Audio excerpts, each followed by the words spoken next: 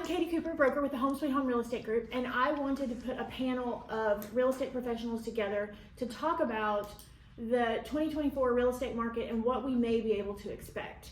So there's a lot of different variables whenever it comes to the real estate market. You have insurance, realtors, lenders, and so today we're going to work towards getting their perspectives of what's going to happen this year.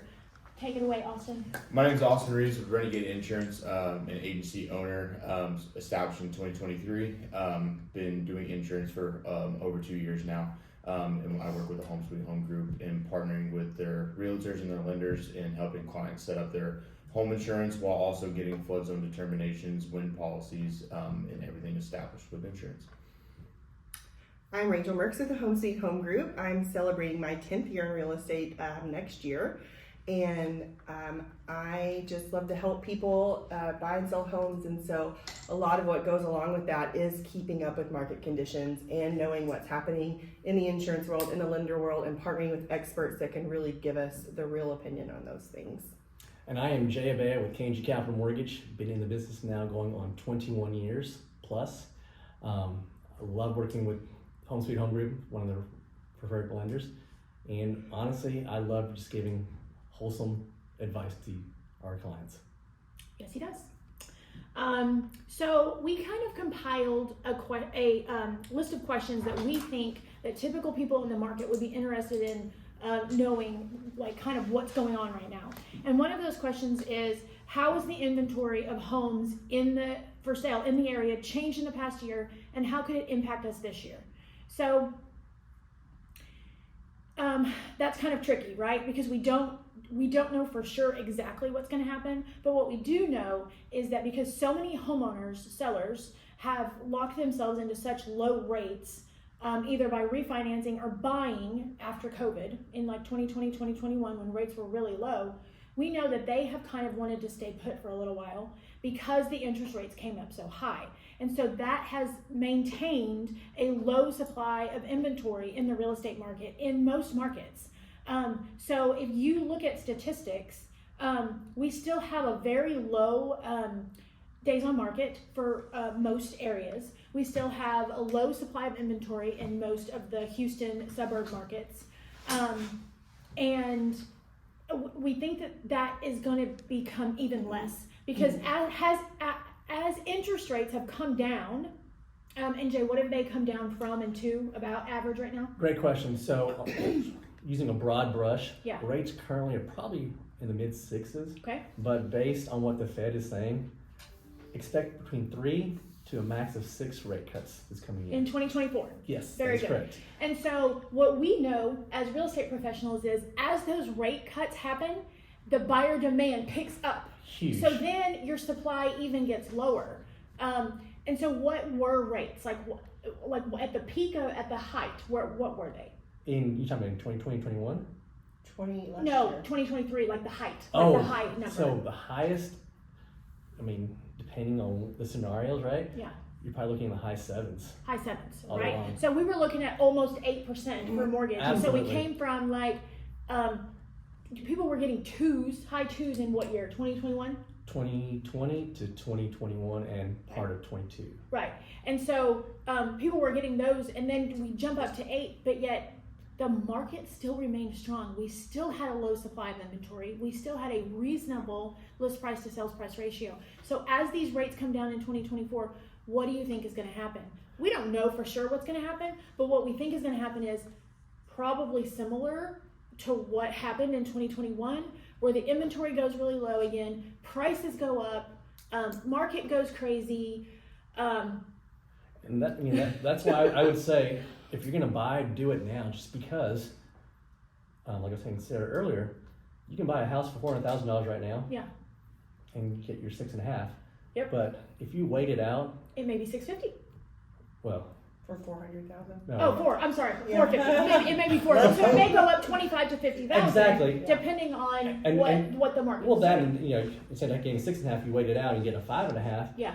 Great, the rate went down at 4%, but you paid more for the house. Exactly. When in reality, you could have gotten into the house at 400,000 and then refinanced as rates dipped. Exactly. Well, and everything it affects everything. It affects the buying power of everything. Absolutely. Interest rates go down and people think, oh, I have more buying power, but that's not necessarily true, because as interest rates go down, the demand becomes higher, the prices go up, and not only are interest rates affected, insurance rates are affected, right? Absolutely. Like insurance rates. So I mean, kind of how does that play into everything? And that's going to determine in playing really into your DTI. That's where the overall rate, the purchase of the house, and then the insurance rates are all going to play together, because if you still can't meet the DTI, you're not going to get into the home in the first place. So that is 100%. where the rates and getting into a home when the market is lower, when the housing prices are lower, rather than waiting for your interest rates to drop, you are going to have to qualify for that home at the higher purchase amount with the lower interest rate.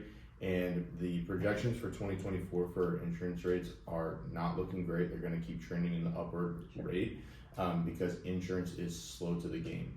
They're going to start going upwards, and it's important to know whenever you're working with insurance and you're working with whatever broker or brokerage you work with, knowing what kind of home policies you're getting.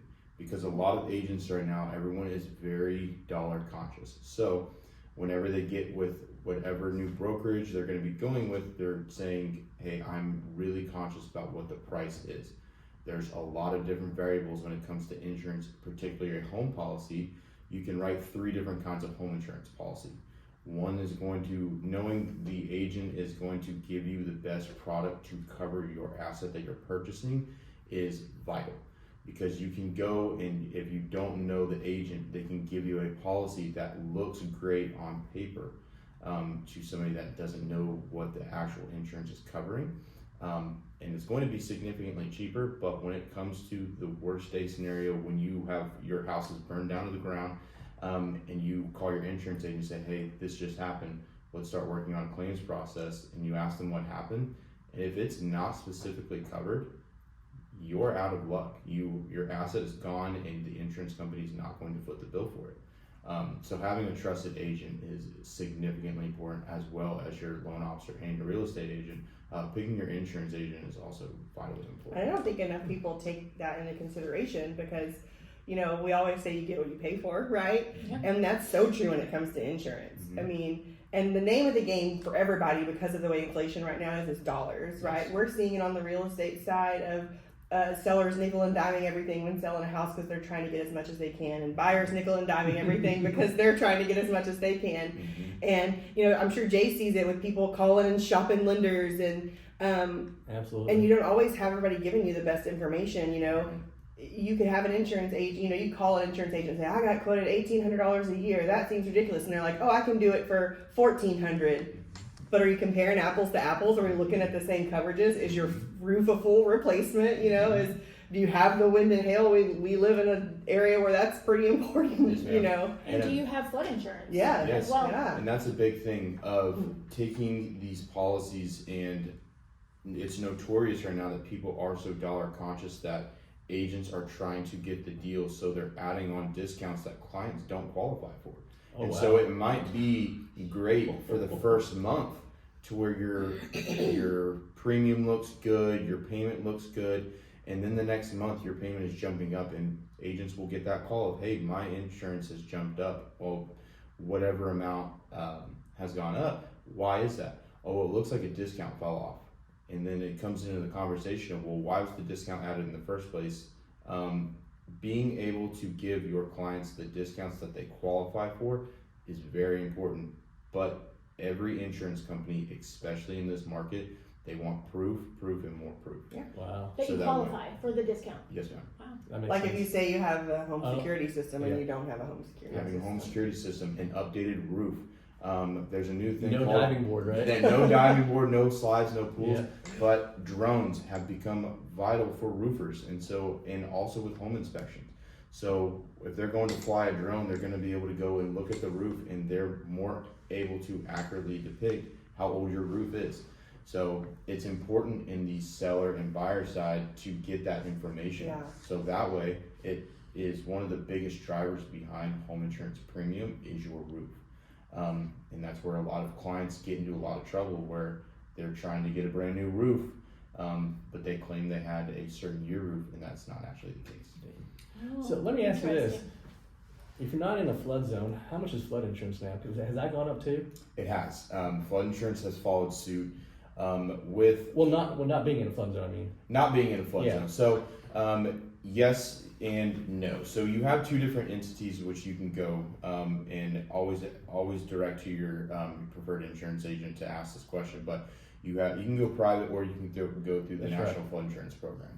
The National Flood Insurance Program is backed by the state of Texas and is going to cost a little bit more, but you're guaranteed a payout by the state of Texas. When you go private, typically rates are going to be a little bit better, and you can get a little bit more coverage on them. But that's also the play in the case of if how many people in the market are saturated by the company. that makes sense. So with the Texas, the ones backed by Texas, is it the same amount for everyone? No matter if it doesn't require flood insurance, is it the same amount for everyone, or does it still fluctuate based on? So it's Their going to qualification. the big driver behind that is going to be location. It's Okay. still going to run a geomap through every area of Texas has been mapped for a flood zone. Okay. Everything was remapped from Harvey, so what used to sit in an X flood zone may now sit in an AE, and it might be mandatory that your home carries flood insurance. Sure. So if your home doesn't carry flood insurance, it's going to go off of the zip code, and most FEMA backed will give the agent a printout and show them the geo map of when the last time it was flooded, how often it's flooded, things like that. I mean, kind of going back to your initial question, about the market itself. I mean, I know because I don't see home builders enough. I'm sure you guys see that more than we do. Yep. How's that looking on their front? I feel like they've got a lot more inventory right now than they did. Obviously, home builders kind of back in 21, they were way behind. They couldn't get materials, and people were flooding to them to build new homes because there were no resale homes available. And so they really got behind. I mean, I had one project from the time my client signed the paperwork till they closed on their home was 14 months. It was the longest new construction deal I ever had. Wow. And so, but we're back to kind of what we consider the norm now, which is 5 to 6 month builds. That's perfect. Most homeowners have plenty of inventory right now. New construction have plenty of new inventory right now. But I don't know how I see that playing out in 24. The new construction is a little like insurance, where they're kind of behind the game usually. So we'll start seeing the scarcity in resale homes before we start to see it in a new construction. And I guess my theory as to why that is that when people start realizing there's a scarcity in resale, that's when they start flocking more to new construction. Right now, you can get really great deals from builders, which I know sucks for you as a lender because, a lot of those incentives that come with builders come with using their in-house lenders. Absolutely. And Which they shouldn't be allowed. I know it shouldn't be. We could be here all day on how the builder community needs to be regulated, but but It'll happen. It just It'll takes happen, time. sure. It takes enough people complaining about it. But they're giving really great incentives right now. People are getting money towards closing or money off the price of the home, or sometimes both, and appliance packages thrown in. And But I mean, even on resale though, a buyer still has those options They to negotiate. Versus back in the day, when I say back in the day, right, in 2020, Right. you had nothing. no, No title policy being they are changed. able to negotiate, and we actually kind of tell our sellers that sometimes, especially if they're selling a home that's in a neighborhood that they're still competing with new construction, or even a neighboring neighborhood that's competing with new construction. We tell them, hey, you may have to do things like offer some closing costs or throw in the appliances or. Right. And again, I'm sorry. No, to no, cut go you off. ahead. It goes back to, this is why it's probably better to buy now versus waiting, because you have these options. Right. Because what we were seeing when things were crazy and everybody was in a buying frenzy, new construction wasn't offering these deals. They weren't. There was no money towards closing costs. Even if you went with their preferred lender, it'd be like, we'll give you $1,000 credit, and it's like, well, what's that? My lender's over here going, okay, I'll give them $1,000 credit. Who cares? Oh my gosh. So yeah, I mean, I definitely think new construction ebbs and flows with us too, but they're a little later to catch up. I feel like than the resale market. And they have a good amount of inventory on the market that they're doing great incentives for. And getting ahead of the interest rate decreases is going to be a crucial strong financial decision for certain buyers to get ahead of what's about to happen. Just as though, like when people bought homes at the beginning of 2022 or 2020, maybe they spent $200,000 on it. By 2023, the beginning of 2023, it was probably worth $250,000.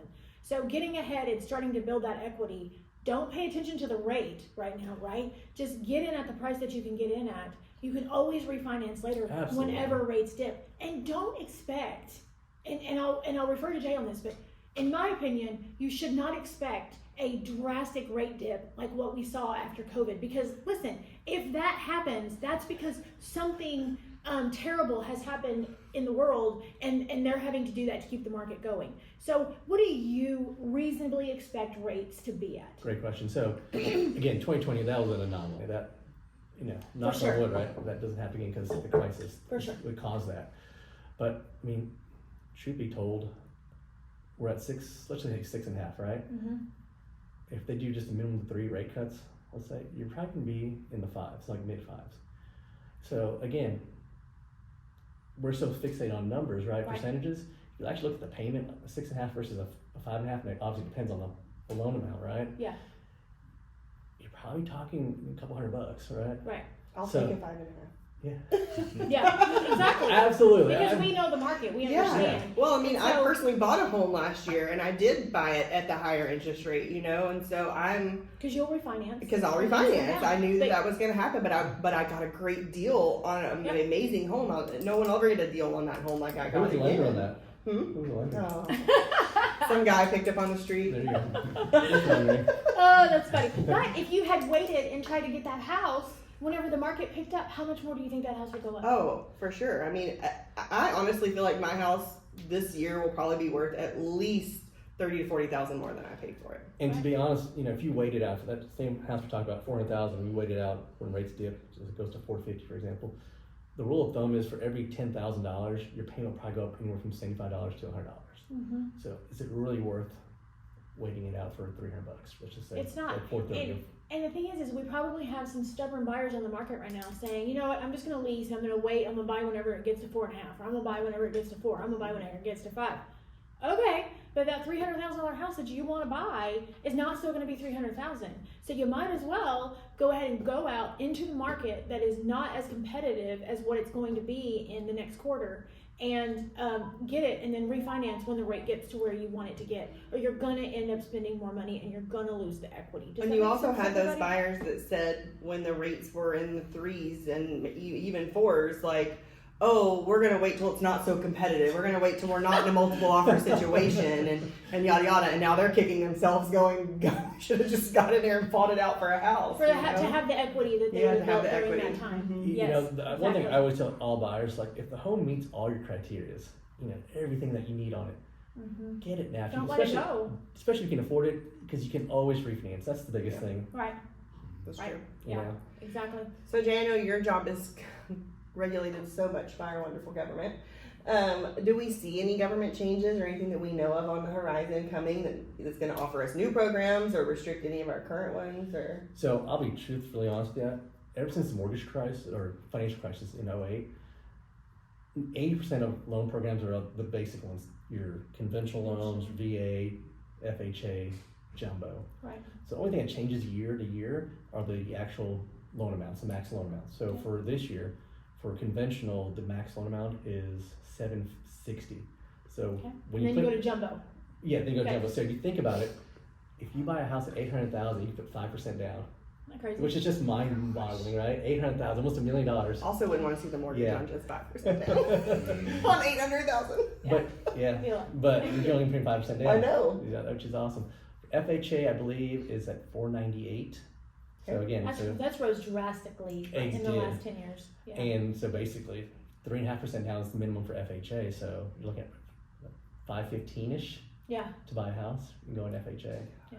So, but no, those are always the constants. I mean, obviously last year we had the 2-1 buy down because rates rose so fast. Investors figured, we got to try and figure out how to get more buyers back into the marketplace. Yep. So we had the 2-1 buy down. Yep. Which is a great deal. Basically, the way it works is if today's rate is 6.5, on year 1 you get a 4.5, year 2 you get a 5.5, and the savings in those first 2 years has to be covered by the seller typically to qualify, ideally. But yeah, I mean, the other big one that came out too, I think it came out last year, was DSCR, which is an investor loan for them to buy investment property with no income, no assets. Obviously, the rates are a lot higher. Yeah. It does come with a prepayment penalty, Okay. but if they're willing to do that. But they want to invest in something. Exactly. So like maybe someone who wanted to buy investment properties to lease. Exactly. That That's could it be, has and to they be. don't have a whole lot of upfront cash. Well, no, you have to put down at least 20%. Oh, you do put 20%. Yes, Okay, very good. yes. But you just have to provide any documentation. Like, it's good for people that are self-employed that Yeah. you make great money, but Like realtors. yes, yeah, Kind of, absolutely, right? absolutely. Yeah. If you want to buy investment properties, and it's hard to show on your tax returns your income sometimes. It gets Right. a little convoluted in there. Well, there's just a lot of expenses that we've got to allocate. Absolutely. See in there. So. But going back to the question, do I see any huge changes? Not for this year. Now, obviously, if we get a new administration in there, I'm going to next year. I don't know what their thought processes are, but Mhm. from if the market's doing well, they're not going to mess with it. Yeah. Ideally. So. Well, and so that kind of segues into something else I wanted to discuss today with the election year and a potential new administration. I think historically we have found that election years are really odd years for real estate, right, Rachel? Like, Always odd. I agree. Kind of I think odd. as we And get it's- closer to the Has election, anybody seen the Yes. meme going around that talks about like every presidential election year, like we've had something like major thing happen in the world, and I'm like, can we please not this year? Can we just please not? It would be nice for just some Like, normalcy. I don't want a It's just crisis. I don't normal. want a pandemic. I just would like to live a normal life, please. Yes, yeah, Please, exactly. please and thank you. But I think what I totally agree with you. And I think what a lot of real estate personalities, speakers are saying right now is they think the market's going to take off in the first 3 quarters because of the interest rates, but then you may see a bit of a dip in that last quarter as politics are playing a bigger part in their everyday lives as far as commercials, social media, TV, conversations, just various different things. And then you have some clients, some buyers, some sellers who really do have something to that could be affected by an election. So for instance, you may have, let's just take oil and gas as an example. You may have an oil and gas seller thinking about selling their house and moving up this year. Well, they may think to themselves, under the current administration, they may be able to go out and move up to, let's say, a $750,000 house, given what the current statistics are. But then they may say, you know what, let's wait till after the election, because if we can get this pipeline through and this through and this through, then maybe next year we could do $1 million. So that could actually delay certain buyers.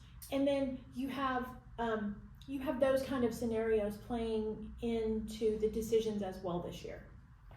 Oh, definitely. I mean, anytime an election year is at play, I really think your first, like you said, 2.5 at least quarters from now through summer till the time kids start going back to school, we're going to see the biggest majority of things happening. You're going to see, hopefully, cross our fingers, your interest rates coming down, people out shopping, you're going to see all that. But yeah, I think people start to just get a little more worried, as you said, as those commercials start hitting heavy in September and October, preparing for that in November. And the tension happens. Yeah. And we know the tension this year is going to be absolutely terrible. Yes, and on social media, I mean, there's so much politics on social media now, so it's just in everybody's face every day, and it becomes hotter and heavier as that November approaches. Yeah. And I do agree that we're probably going to see a little bit of everybody go freeze. It's like the freeze game, red light, green light, red light. Like everybody freeze, I think the red light's going to be at the end of summer. I think end of August, end of September, like in that area, I think you're going to see it slow down. And so the weird thing that I also think is going to happen is you're going to see a lot of people try to get ahead of that game.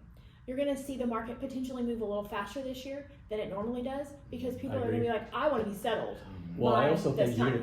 you might see another rate cut happen right around that time too. Right. So to try to prevent that slowdown. Exactly. Yeah. Which is so great for us. People that don't play into politics, people that don't, give a crap what's happening in politics, they're going to take advantage of that. So I don't think we'll see a screeching halt. I think we're going to see a little bit of a frenzy in spring and summer. Yep.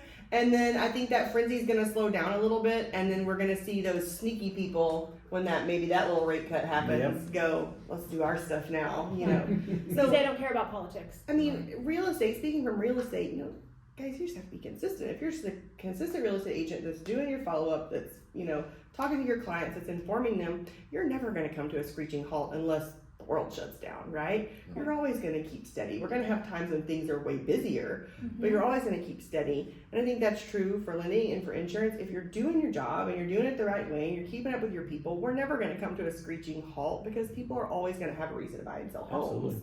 It's the people that ride the waves that see the screeching halts because they work when it's heavy, and then when it slows down, they take a vacation, and so we just keep working while they take their vacation. And but also when you take a vacation as a realtor, all the calls and emails start coming in. Oh, don't I know? So I'm sure you probably get this question: if it's going to come to a screeching halt, do you think prices will taper down? No, I think prices are going to go up this year. I mean, no one has a magic 8 ball, Absolutely, right? Sure. And we don't have that. But what we do know is how the market has trended, right? And if you're trending into a situation where you still had an extremely low days on market and an extremely low supply of inventory at almost 8%, and you're headed into a year where we may get to 5.5 or 5 interest rate, and the inventory is already low, it's going to be crazier because we have more inventory in 2019 heading into 20 and 21. So we have less inventory now. I mean, the Woodlands, let's just say, use the Woodlands as an example. They have less than a 2-month supply of inventory. That's really low. That is very much a seller's market, and it has remained a seller's market at almost 8%. So can you imagine how crazy I was going to say, a place like the Woodlands, at 5? if this market heats up, that's going to be your There's hot not gonna spots be again. inventory. And people get confused about that. They think, well, my sister lives in the Woodlands and her neighbor's house sold in 2 days on the market, and I live in Willis. Won't mine sell in 2 days on the market? No, it won't. Every micro market is different. Every little market, you can't say one is exactly like the other. So the Woodlands encompasses Conroe Spring, Magnolia, and Tomball. All of those have their own little micro numbers as well.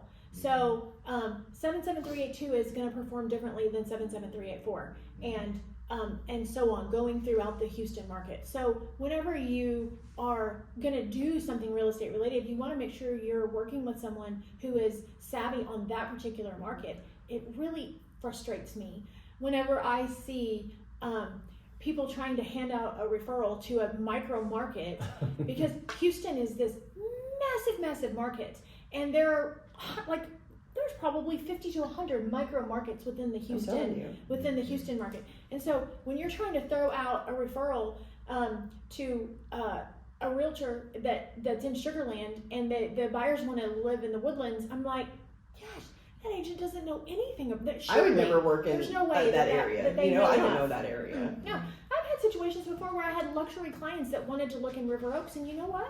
I got with the right agent in that particular micro market because I didn't know that market. And even more infuriating when agents from other states try to advise, their friend that's selling a house in Texas, well, your realtor should be doing this. And I'm like, you have no idea what's happening in our market. That's just like I would never advise in your market. Like I have no idea what's happening. Exactly. Because every state, and wouldn't you say also every micro market within the state, does things a little bit differently. And sometimes we learn, right? Like we're used to how things are done in like our 4 or 5 county region. But whenever we go out to more of a rural place, things are done a little bit differently. So we have to adapt and pivot to how that title company and how those agents do things. Absolutely. So let me ask you this then. Contingency offers. I think they're back on the table right now. You can get them today. That's insane. You can get contingency offers today. 6 and months, what I don't know. is contingency for the sale of the seller's current home. So someone wants to put their house on the market and they want to sell their market and they want to go buy something, but they want to make their purchase contingent on their sale. You could not get those in 2021 and 2022. They were extremely hard to get, which puts a seller in a very tough situation because they may want to move, but they've got to have a buffer, right? And so that's when we've seen a lot of sellers kind of trending towards selling out to some of these, I don't even think many of them are in the market anymore. Some of these, give me the name of one of them. Like iBuyers, Orchard, things like that, because they wanted to be able to sell their home and and go buy the next home. However, you're not going to get market value whenever you do that. You're Not going to market get value, and the fees is because what they Fees were are letting crazy. you do is they were buying your home, letting you kind of like lease it back from them Yep. while you went and bought something else. And what we were seeing is the fees associated with that Exponential were fees. exponential. What I was going to get to on that is, for me, I thought those deals were vital for people to move on, because that's where I got to communicate with both the buyer and the seller's agents, Yeah. because they had to trust the person they're working Sure. with. when you have a contingency. Exactly. Yes, exactly. So and right now we have them. Exactly. Yes. So And it is so important to touch on that. Like, that is where it comes into play to have a good lender, because it's so important huge. that when you say, you know, it's contingent on this sale, and they're like, well, how strong is your buyer on that sale? Well, it's important that that buyer, their whole team be strong, that their agent's strong, that their lender's strong, that their lender answers the phone. Believe it or not, that's a luxury That's a these thing. days. Um, And he always does. and you know, always does. And so, yeah, I mean, that they have all their ducks in a row, and we encourage them, call that Absolutely. lender and talk to them. Absolutely. You know, I think get your feel. it works really better when everyone's on the same page. Yeah. Right. But no, so that's a good thing to know. So if you are selling and buying at the same time right now, it's a good time to do it. I is. think today is. I'm not sure how that will go in the second quarter. Yeah, I As think the we rates go definitely- So let me down ask and you you this. have more buyers getting off the fence, I think if you want to do something, the quicker you can get off the fence, the better. How many days on the market do you think will be going down to home sitting? I think less than 10. I do too. I was gonna say. Oh a week. wow. I was gonna Because- say a week. Again, Yeah. we already have a short inventory. We Yes. have very little inventory. So going into a situation where rates are down the way we think that they're going to be, I think.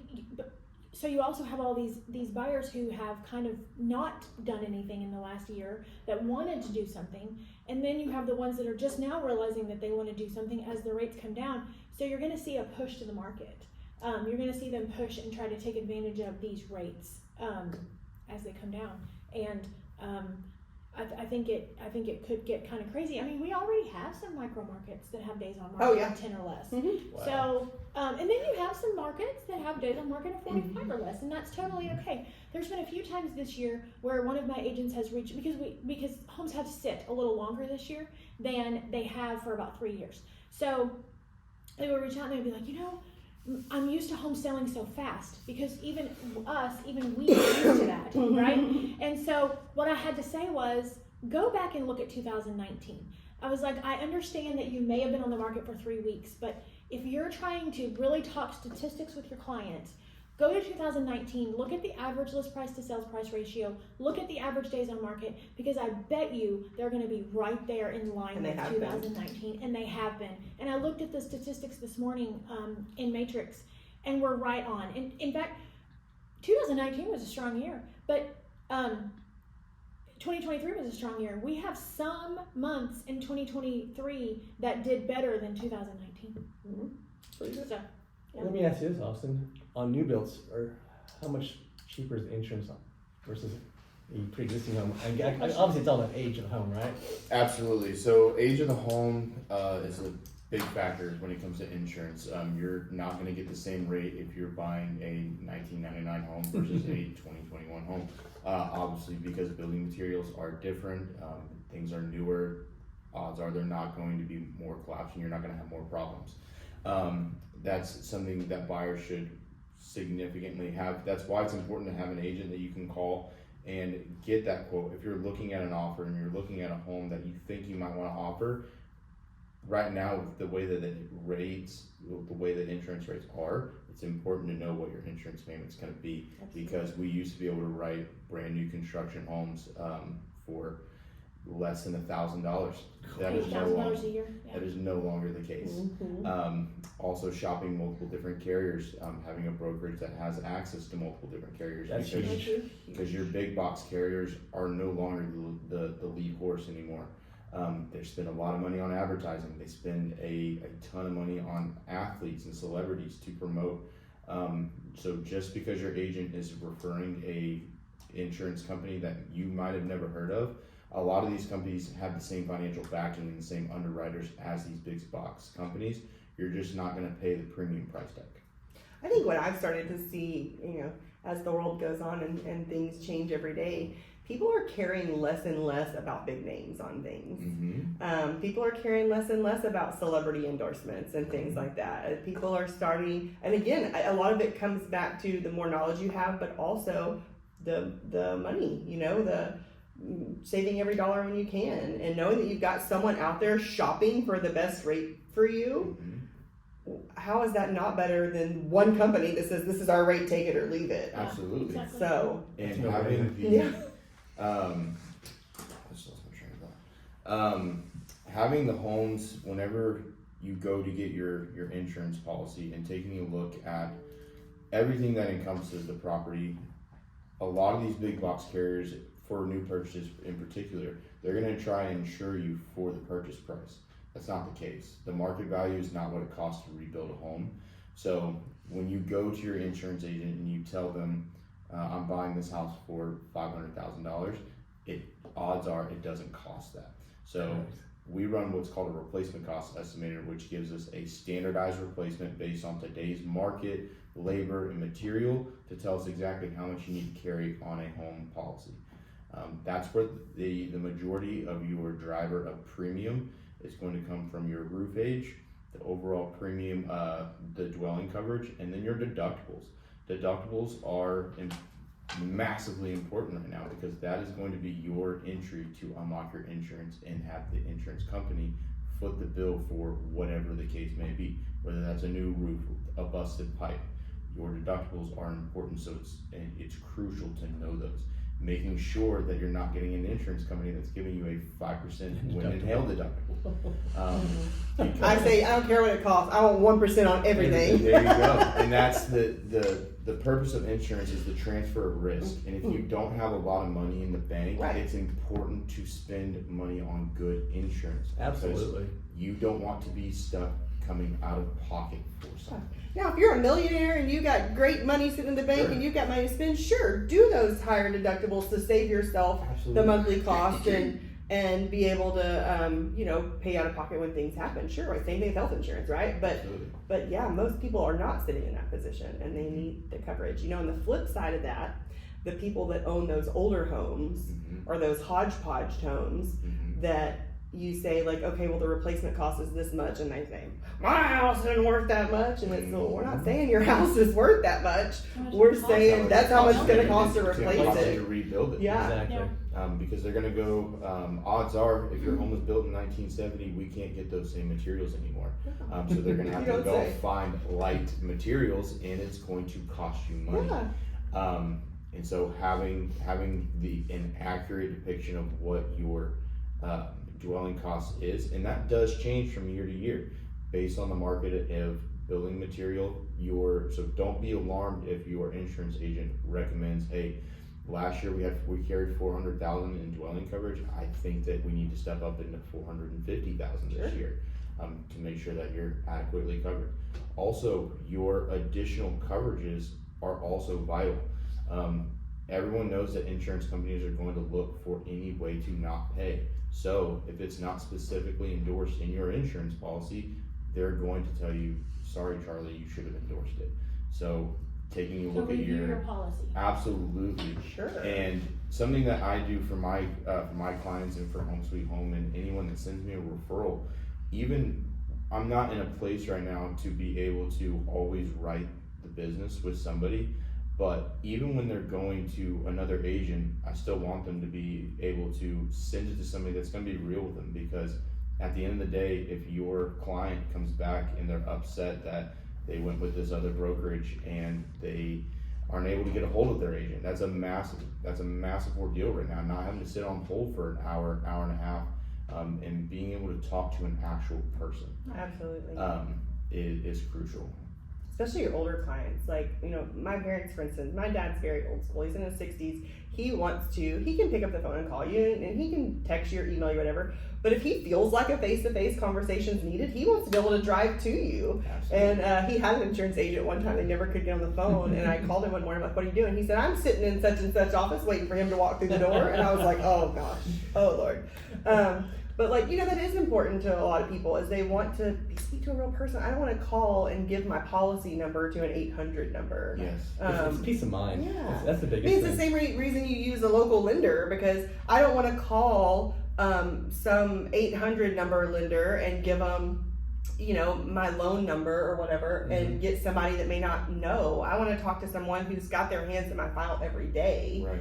And can answer Absolutely. a question and not say, let us research that and get back to you. No, I want an answer right now. Yeah, and I think that's what we all do. We give our clients peace of mind. That's Yeah. the biggest thing. You Agreed. can't put a price on that at all. Yeah, especially when you're purchasing such a large asset. Absolutely. Some people for the very first time, and that's where I think your overall team is super important, because for first time home buyers, they don't know the process, so they can be taken advantage of to the full extent of what is capable in the mortgage industry. And that can put a really sour taste in their mouth, and a good experience the first time will have somebody coming back to you because they trust you. Dollars and coverages and prices and everything is going to change time after time depending on the market, but if you are a trustworthy person and a hard worker, they're going to come back to you tenfold every time. Absolutely. I 100% agree with that.